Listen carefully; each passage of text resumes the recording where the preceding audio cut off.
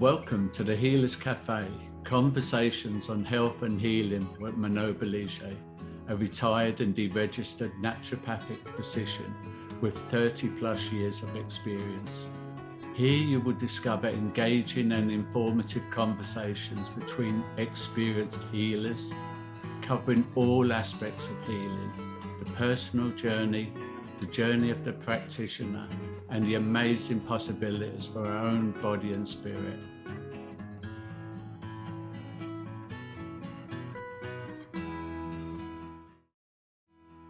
So welcome to the Healers Café.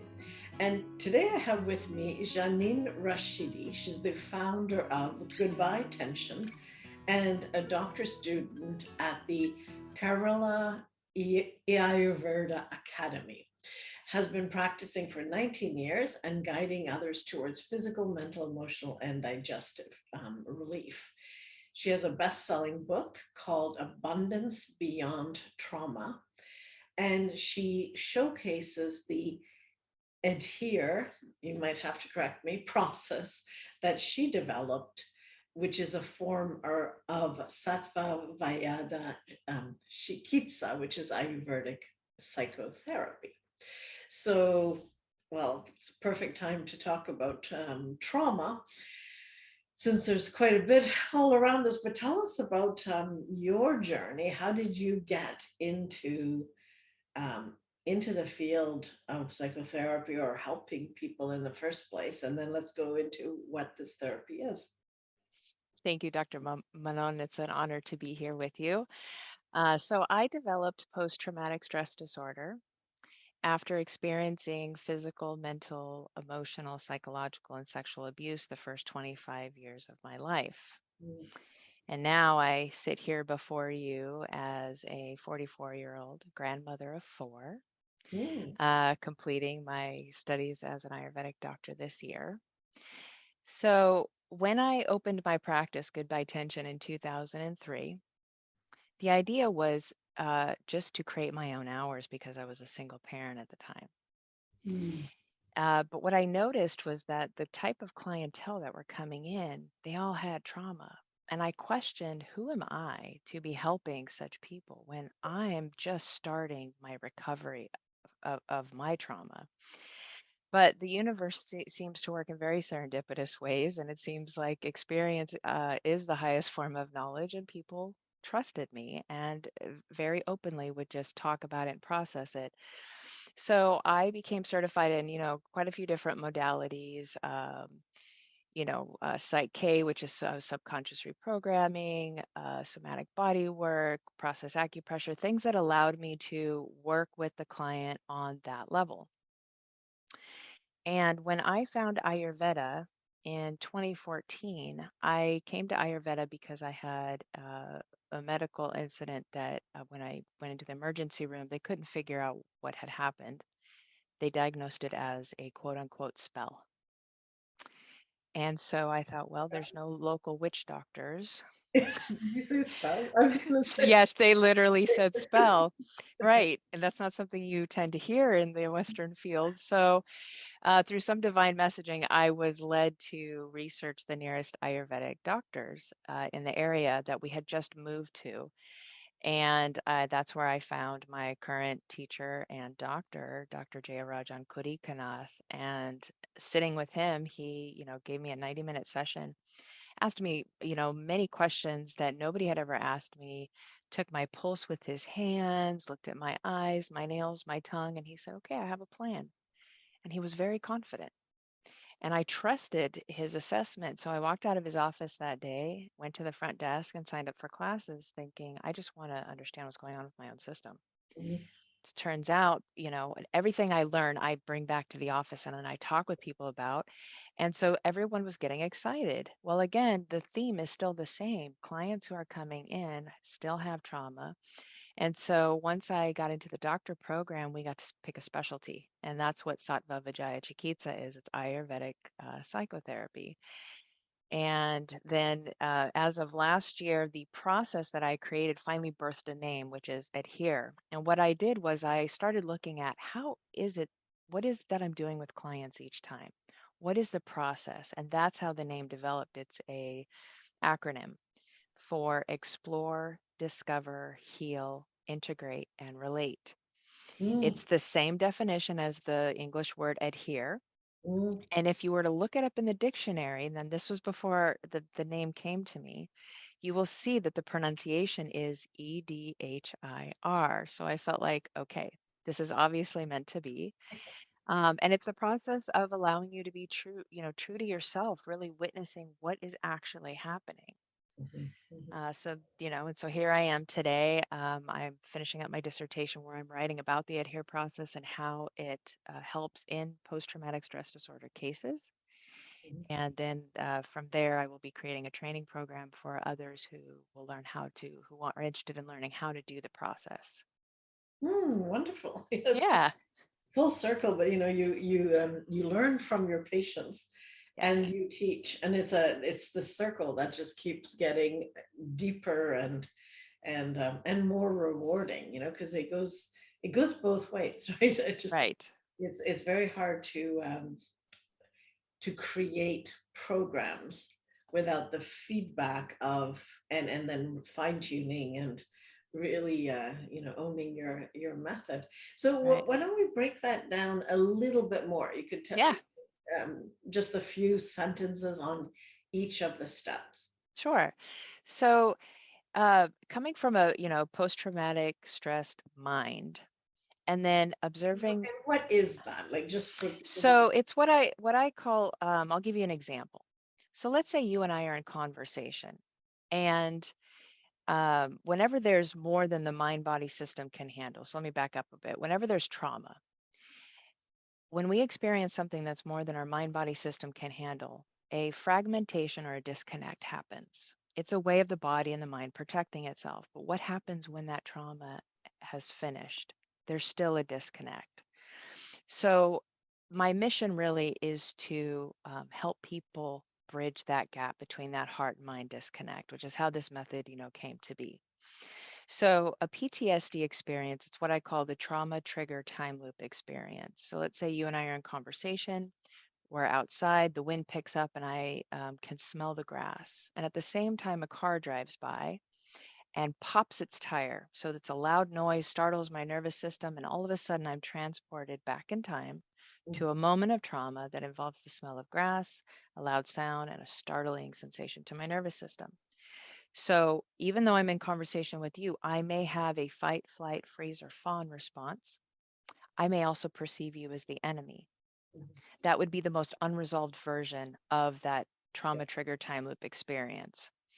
Now, there are other cases that aren't nearly as extreme, but the idea here is to how do we help bridge that disconnect? So through the exploration phase, that's maybe I'm aware that I interact with people and all of a sudden I have a moment where now I'm all of a sudden perceiving them as the enemy. It could be having anxiety, depression, thoughts, that's more the explore phase. And then the discovery is what are we discovering about those symptoms? What's the story behind them? Mhm. So through the discovery phase is often when one will discover that disconnected aspect, which could be the inner child. It's always the aspect of you that's split off from yourself. Mm, And even though it's a disconnect, it's still very active. It's the unconscious behavior, the things that we're not aware that we're doing. It's being driven by that aspect. So, in order to heal that aspect, we need to bring in the observer perspective, the part of you that is not affected by any of this trauma, mm, the part of you that can see like 360 degrees, what is it that this aspect needs? And when you have trauma, you know what you didn't get. Therefore, you actually know what you need, but you may need to be asked questions to draw it out. And I think this is really important because I may know what a client needs. If I tell them directly, that's not going to help. I need to ask the right questions so it arises within them, awakening that inner healer yeah. so that they are more empowered. So then we come to the healing phase. In the healing phase, now in my case, I needed to embody different archetypes to heal my inner child. So I needed at different times to embody healthy mother, healthy father, healthy husband, etc., in order to heal that aspect of me. So literally, from the observer perspective, so there's the observer, there's the part of you having the experience, and there's the part of you that's aware that there's a disconnect. Mm-hmm. So embodying that, let's say, universal mother, and being everything that that child needed that she didn't get. That Mm-hmm. also includes making a commitment and a promise never to violate, hurt, abandon, whatever the story is. Mm-hmm. Now, to be clear, whatever the story is that's arising, it does not necessarily mean that that's exactly how the trauma played out. Mm-hmm. It's how it has developed in one's psyche. It Right. does not matter if it's true or not, because if you believe it to be true, your mind body believes it to be true. That's all that matters. We're going to deal with it from that level. Mm-hmm. So once the commitment is made and the inner child or the disconnected aspect makes an agreement, then integration can happen. Mm-hmm. And that's where the two become one. Now, after that is the relate phase. And this is what's so beautiful, is that now that there's more of you available, you also need to get to know yourself differently. And then it also means that the people around you will need to get to know you differently as well. So it can create a lot of change, within yourself and your relationships. But that's the idea. The relationship with yourself is the most important when it comes to your friendships, your partnerships, family, relationships all around the world. Mm-hmm. Yeah, otherwise you typically get triggered by Exactly. something similar and you end up in relationships that allow you to replay the Yes. same stuff. Right. Yeah. Hmm. Anyway, that's very well thought through and explained. I really enjoyed hearing that. I have a program too with a piece that's similar Okay. called Listen, Uh-huh. because for me it is all about listening, and that's why I relate it to the aspect. I forget what you call the section, but where you have to draw it out of people so that they actually become empowered. Yes. The Yeah, discover phase. and Yeah. and discover it, because I really do fundamentally believe that everyone has their own answers. They already do. It's your Yes. role. I mean, when I used to be a physician, my role was to pull this out of people. And then it just becomes so much easier to understand that one can heal. Right. As Yeah. when you're told, it's like Yeah. some other expert who knows something else. It doesn't, it may resonate pieces and parts, but you don't own it. Yeah. Anyway, it Well, was. we all have that inner healer. Mhm. And oftentimes people will say, "Oh, Jeannine, you're a healer." And I will correct them and say, "Actually, you're the healer. I'm just the Mhm. facilitator. Mhm. I'm helping you uncover the healer that, has Mhm. been masked because of trauma and adverse life Yeah, experiences." yeah, yeah. Yeah. This is, yeah, I'm the detective. Right. Yes. I'm hearing it and seeing and trying to elicit the parts that maybe haven't been thought about or haven't Right. included in the puzzle. Yeah. So you have a book as well, right? Abundance Beyond Yes. Trauma. It's they're right there on the screen. Yes. What I mean, you can tell me what the book is about, but how do you put abundance? How did you put the two ideas together? Well, when we experience trauma, and maybe you can relate with this, there's a feeling of scarcity. Mm. There's a feeling of contraction Yeah. versus expansion. And it was really important that I write a book that one, anybody could pick up and read, and that had tools to help people free their mind and their heart from these experiences so that they could create more expansion and abundance within their life.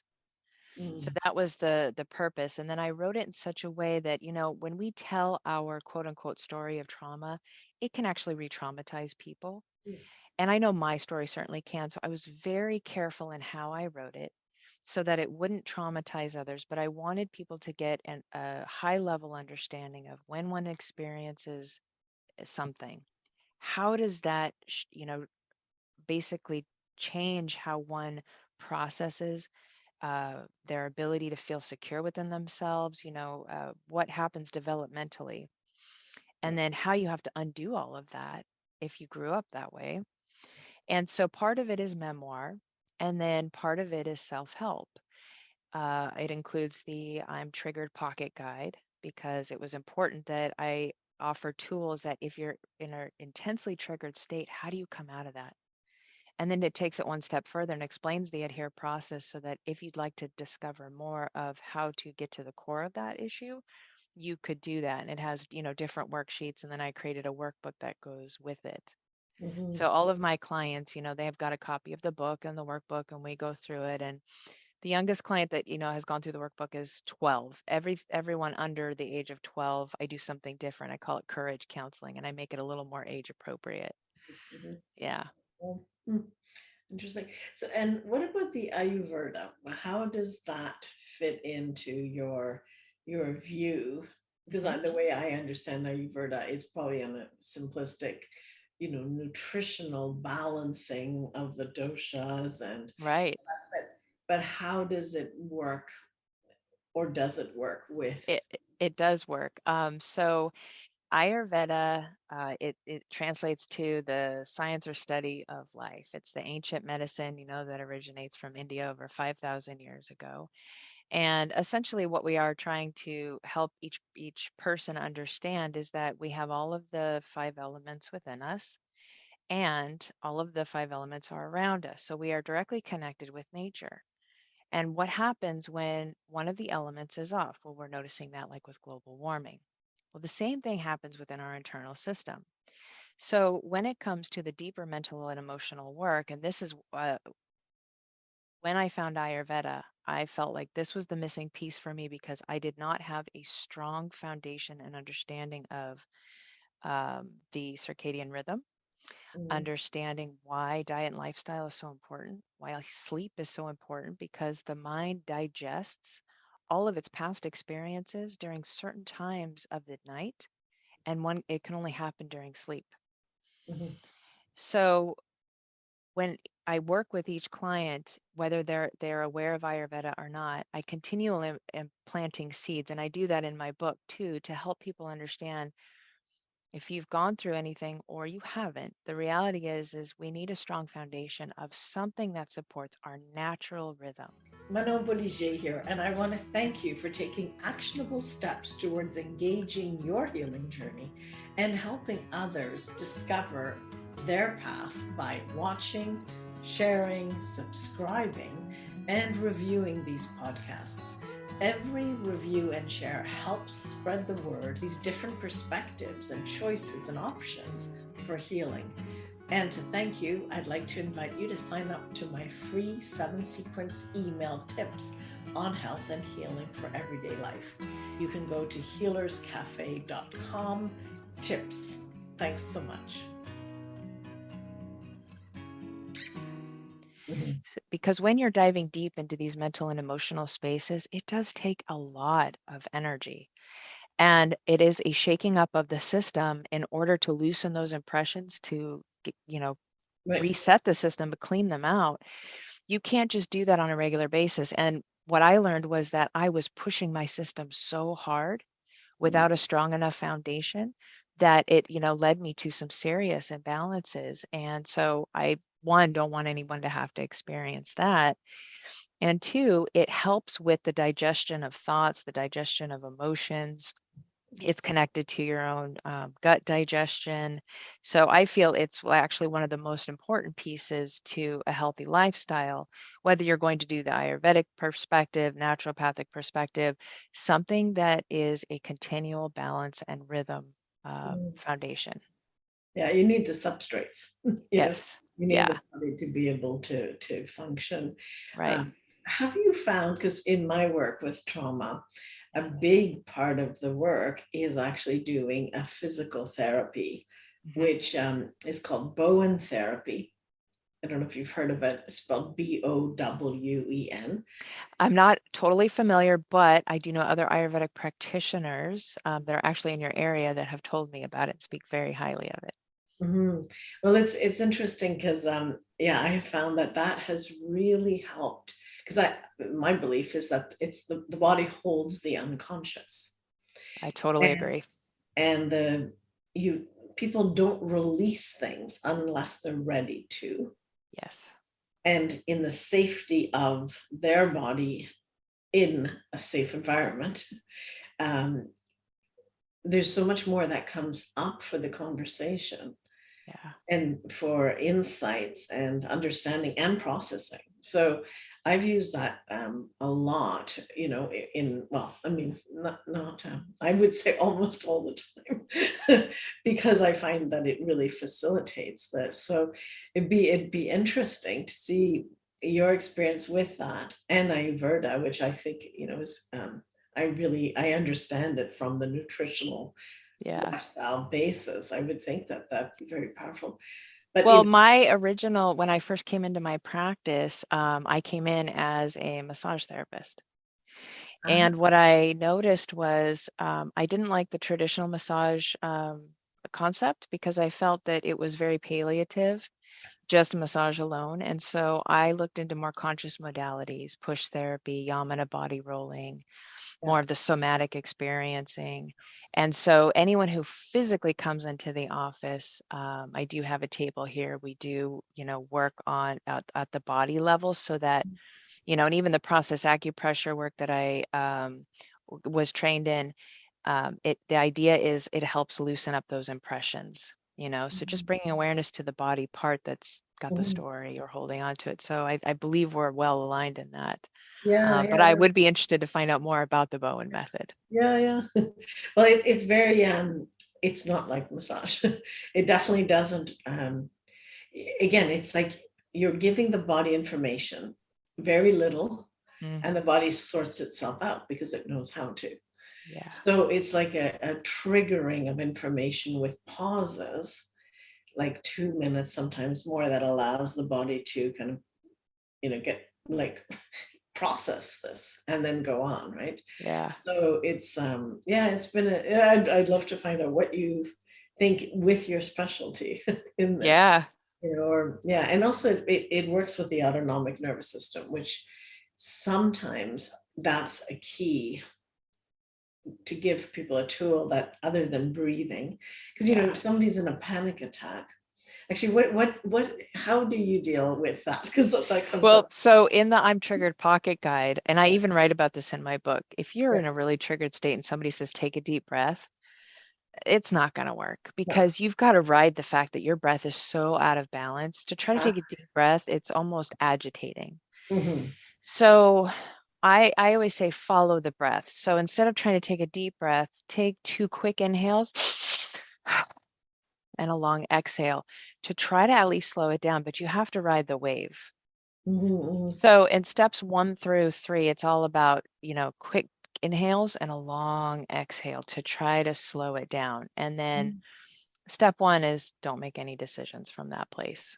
Do your best not to, because, you know, you could change your whole life path if you make a decision from a triggered place. And then keeping the eyes moving, especially if you're in a frozen state.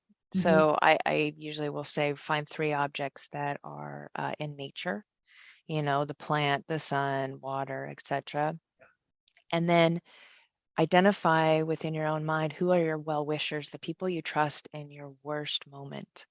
Because usually just the thought of those people will help calm the breath down. So we're trying to use, because all of this is based on our senses. Our senses are how this information comes in and triggers us. Therefore, we need to use the senses to try to, well, desensitize what's happening. So if we give, you know, specific actions to each sense, usually we can try to calm it down.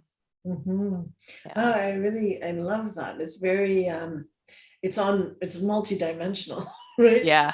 Which is also what's very powerful about it, because thinking about the well-wishers puts you in a different connection state, you know. And then the breath, I agree, like the take a deep breath thing, it just doesn't work, you know. Sometimes blow the breath out can, but it's like notice and go with it, you know.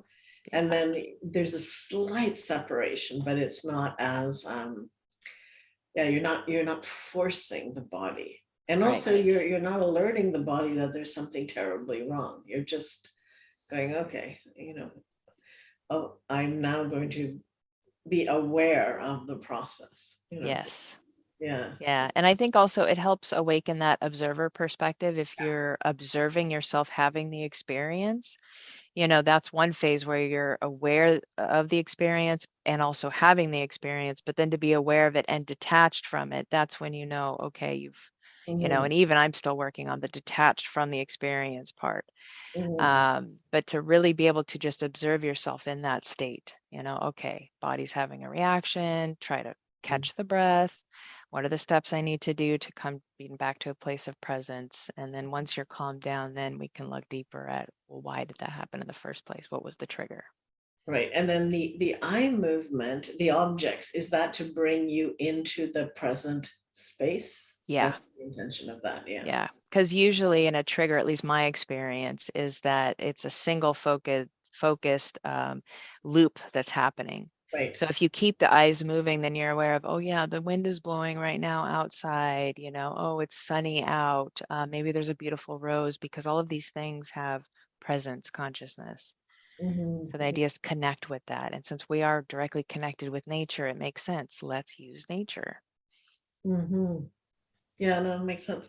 Yeah, and the method that I use for grounding is just above the iliac crest. It's in Okay. the back shoe points, and they're just so if you take the muscles that are along the spine, which you can feel if you Hmm. reach. I'm not going to turn around and show myself. No, I can feel them. I'm going to do it with you. And all you're going to do is take a bit of slack and go towards the spine, not on the spine, but just grab that muscle, challenge the side of it, Hmm. and roll Am I going inward towards the spine? inwards. Yeah. So Okay. All start right. with the left side first, Okay. and then you can do the right side. And the challenge is the most important part. Okay. That's where you give that nervous response for the body to release. And if people are in pain as well, that's a fabulous, like, oh my gosh, I'm here. Yeah. It takes a No, bit I of, can feel that. It's very grounding. it's very grounding. Very grounding. Yeah. And then there's actually something you can do with the diaphragm, Okay. which is, you know, the old Heimlich maneuver where it was like, no, Right. anyway, what you do is you use like one finger, Okay. or you can use your thumb, and Okay. you know there's right under the Sternum. sternum, Okay. just below it, like there's a spot where it gets soft, where you're Yeah. aware. Yep. So that's where you want to end in as you take your thumb up. So you take some slack below that. Okay. Then a little bit up here, there. Okay. So up towards it, hold on, and then I make a little move down. But you know, that's fascinating, because I remember in my most triggered states feeling so compromised in this area. Yeah, that really resonates for me. I like that. But it's hard to do that before you do the back one, because but if you're in with this person, like if you're in therapeutic circumstances or whatever, it's easy for you to learn to do this little back one. And this one is something I send my patients home, or I can't say patients anymore. I've that long story, but I am now no longer a practicing naturopathic physician. I would love to find out why that is. Tell me what is deregistered. I see that you've written that there. I will tell you. Okay. But first, more therapy to the world. So what this does, though, ideally you want to do it with the breath, which you can in the worst of the crisis. Right. But once the breath calms down, if you make that slack up, and you exhale fully, then you make that little move when the lungs are empty, and that resets the diaphragm. So it stops. Yeah, it almost feels like it. Spastic. Yeah. That's brilliant. Okay, I'm gonna try that. It's really I'm gonna try that. I just thought, you're right in it. I'm just gonna share. Yeah, thank you. I appreciate that. I'm always up for more tools. Yeah. Also, before I tell you the other story, but where can people get a copy of your book? So you can go to goodbyetension.com.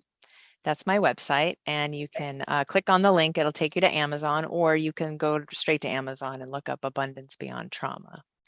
Okay. Yeah. But your website is Goodbye Tension. Yes. Very cool name. Yeah. Yeah. Anyway, my story, you almost have no time for it. Well, just real quick, because I mean, because people don't know what that is, right? Deregistered. Right. Yeah. So basically I got myself, I decided to exercise my rights to free speech. And also what I believe is my oath as when I was a licensed registered naturopathic physician. So I felt it was really important to tell people way back in 2020 when no one, knew well, that's not true. Now we know people knew, but when the media was acting like nobody knows what this is, this all unexpected virus. And so I was telling people to take vitamin D, to eat well, to do basic stuff that you would do when there's any chance of getting ill. So my focus was to strengthen the immune system. But that statement is actually against what the federal and provincial health officers had to say. Because in fact, they didn't start sharing that till I think about 2 months ago. And you're in Canada, right? I'm in Canada. So, and I felt like, how could we not tell patients that? So I had no idea that helping patients was actually not allowed because it goes against during the Emergency Act and all that, it goes against the people that we should trust, which are these administrative bureaucrats that may have had a license, but they're certainly not in practice. They're not really seeing people. So that's how my whole thing started. And then So you essentially lost your ability to practice because you exercised your right of free speech and freedom of choice. I'm so sorry. Being that I'm, currently finishing up my doctorate, and I can only imagine how you must feel. That sounds very traumatic. That's a lot of years of study, right? And it's a little more complicated. I don't want to get into all of it too, but there's a point in which you have to compromise to such an extent against your oath, against what I believe to be our rights as human beings, to put what we want in our bodies, to be autonomous, to be all of those things. And that's where the deregistered comes. Okay. Because that was a choice. I didn't just want to be fired or put in I am in the black books, but deregistered means I want nothing to do. I don't want to be registered as this. Right. I don't stand for this.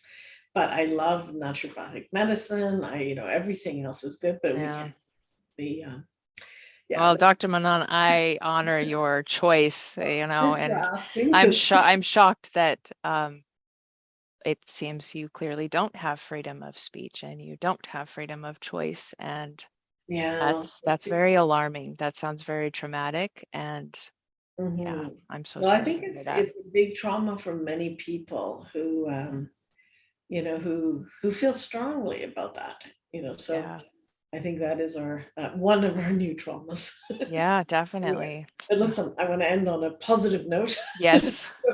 Jeannine, it was really wonderful speaking with you and finding out about your work. Any last words you want to leave? I would say, please remember that the most important relationship you have is with yourself. Make yourself a priority, because when the relationship with yourself is healthy, it naturally will go into your partnerships, your friendships, the communities, and then out into the world. Yeah, so true. Thank you so much. Yeah. Thank you. Thank you for joining us at the Healers Café with Manon Bolliger. Continue your healing journey by visiting thehealerscafe.com and her website. and discover how to listen to your body and reboot for optimal health.